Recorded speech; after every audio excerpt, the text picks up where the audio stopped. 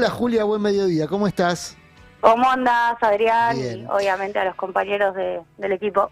Julia, mira, justo tomamos contacto con vos cuando Fabi Solano estaba contando de la otra deuda, que es la deuda que asumen 9 de cada 10 argentinos, 9 de cada 10 hogares, Sí. para pagar gastos corrientes, que es la deuda que deriva de la carestía de la vida, de la inflación, que uno supone ahora se potenciará por la devaluación, ¿o nos equivocamos, Julia? No, efectivamente es así. Finalmente un tipo de cambio más alto que queda más acorde con el déficit de cuenta corriente. No porque sea bueno, digo, es más acorde con el déficit de cuenta corriente que el propio gobierno fue generando en el último año. Termina haciéndole pagar al conjunto de los argentinos con un costo de vida más alto y con más restricciones al consumo, decisiones de política económica que el gobierno quiso postergar, porque la verdad es que el veranito del tipo de cambio a 1000 sí tenía un costo y no era lo razonable para que la macro argentina funcionara. Esto no significa que este nuevo tipo de cambio, que ahora está en 1200 por decisión del Banco Central, porque puso una punta vendedora, es decir, apareció con 50 millones ofreciendo un determinado valor, lo cual significa que está interviniendo adentro de las bandas, no es que la intervención es por fuera de las bandas. Esto no significa que este tipo de cambio vaya a resolver, porque la verdad es que la Argentina acumula déficit de cuenta corriente y ahora acumula más deuda. Así que lo que queda por delante va a ser realmente muy complejo para el conjunto del pueblo argentino.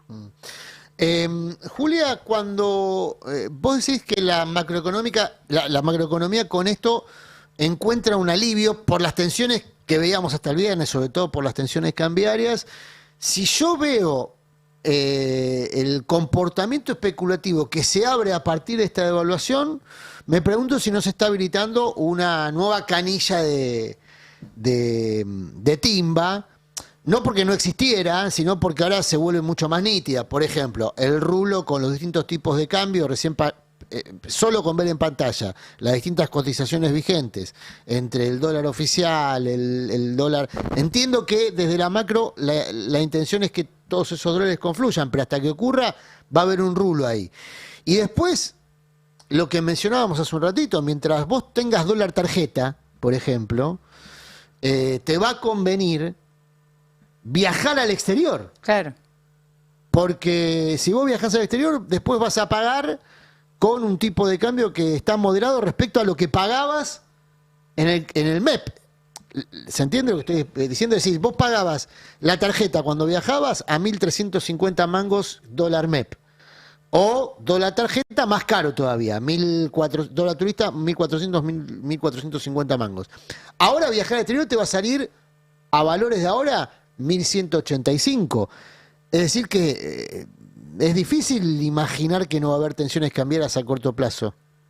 A ver, son varias preguntas en una. En primer lugar, el gobierno no hace una unificación cambiaria total, sino que hay una parcial unificación cambiaria, porque hay flujos que todavía siguen contenidos o encepados. Es decir, va a haber presiones, convalidando la hipótesis que estás planteando, Adrián, va a haber presiones sobre el mercado de cambios en la medida en que todos los pesos que hay en la economía no pueden ir hoy al dólar. El más común es la plata de las empresas, los stocks en materia de plazos fijos, que no pueden ir contra el dólar. Sí pueden ir las personas humanas, pero no las empresas. Esto es algo importante. ¿Por qué? Porque, bueno, de alguna u otra forma eso te presiona. Lo mismo los dividendos y lo mismo,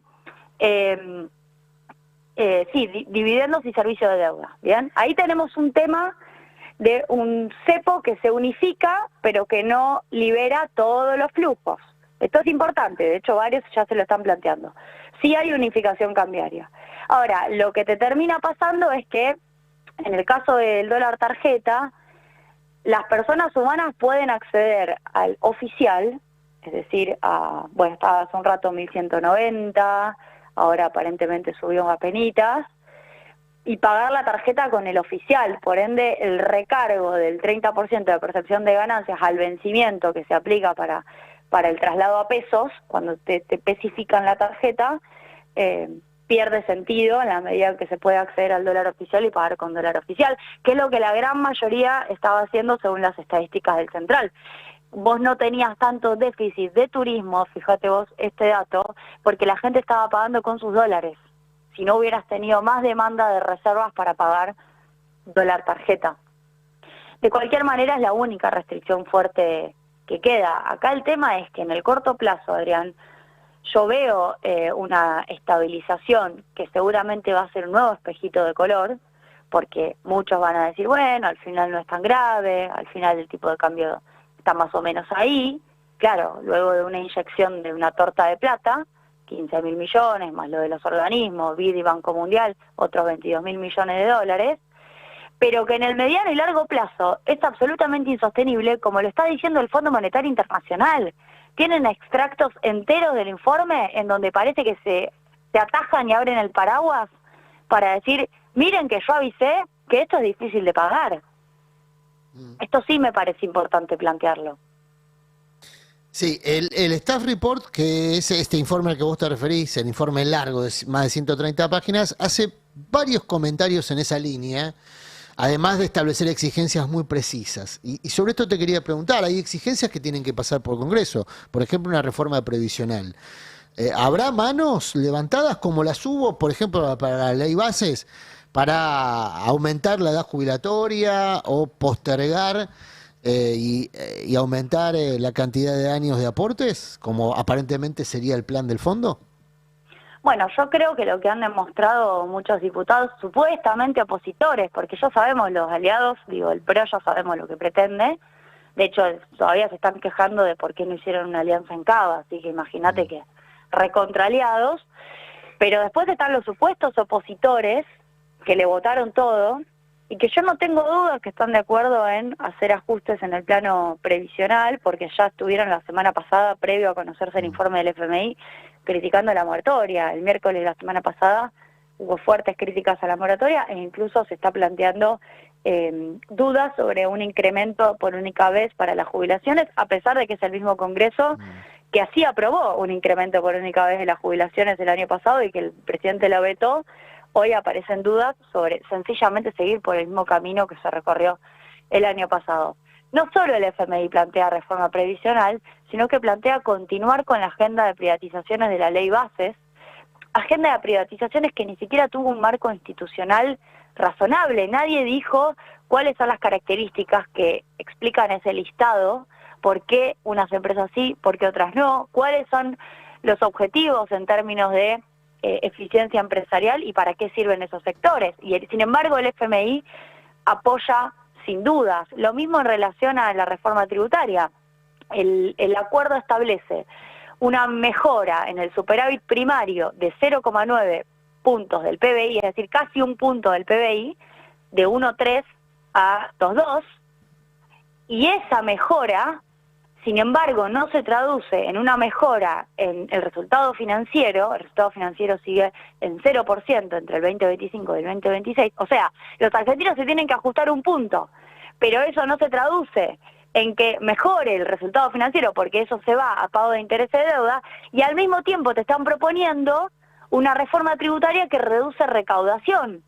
En algunos aspectos uno puede estar de acuerdo en que algunos impuestos son regresivos, pero ¿a quién le estás pidiendo que haga el esfuerzo?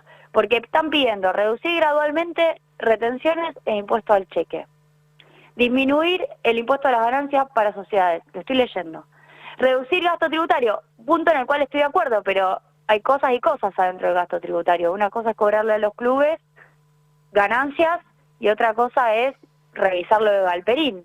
Quiero saber a qué se refiere. Ahí Claro, sí que el FMI no es muy específico. El gasto tributario son aquellos beneficios fiscales que tienen sectores específicos, ¿no? Claro, vos por ejemplo tenés una... Las jubilaciones de pago privilegio, por ejemplo, están ahí. O Claro. la jubilación de privilegio de los jueces. O que los jueces, la Exacto. accesión de ganancia de los jueces, digamos. Vos ahí tenés eso, perfecto, Adrián. Yo quiero discutir eso. Claro. Pero también tenés que los clubes están eximidos Sí. de pagar ganancias. Ahora, ahí hay un punto, Julia, Y bueno. importante, hay un punto importante. El gobierno para mí alteró sus relaciones de poder este fin de semana. La incubadora del Hotel Libertador que le habían armado lo que llamamos la burguesía nacional, que muchas veces piensa más como transnacional que como nacional, y que está habituado al ciclo de timba, deuda y fuga, y que a veces piensa más como timbero que con un criterio de desarrollo nacional, pero bueno, es la burguesía que tenemos. Y ahora vuelve a escena, como rector de la política económica argentina, este sistema de poder que ya muchas veces operó sobre Argentina, que es el Fondo Monetario, Estados Unidos y empresas de ese origen. ¿El gobierno está en condiciones políticas de sostener esta nueva alianza de poder? Porque esto va a generar mucho conflicto callejero, mucha más tensión social. Es muy interesante, creo que acá no podemos dejar de meter un análisis geopolítico, no tiene ninguna explicación técnica un nuevo acuerdo por 20.000 millones de dólares con una Argentina que ya debe 45 y que además incumplió gran parte de las metas. Yo quiero recordar, Milei incumplió las últimas 2 metas de acumulación de reservas de junio 2024 y septiembre 2024. Lo digo porque ahora hay una nueva meta de acumulación de reservas que te termina dando 10.000 millones a diciembre de 2025, pero si Caputo no la cumple no pasa nada. O sea, fantástico. Bueno, por eso son muchos beneficios. Yo digo, son demasiados. Estos exacto. beneficios no se dan gratis, ¿sí? Hay exigencias. Nosotros contábamos algunas exigencias hace un ratito. Está clara la intención de dominar la minería y la energía en Argentina por parte del Estado de Estados Unidos, ya no solamente de empresas de Estados Unidos. Después será una empresa la que ejecuten el plan y se beneficien con los beneficios económicos del plan.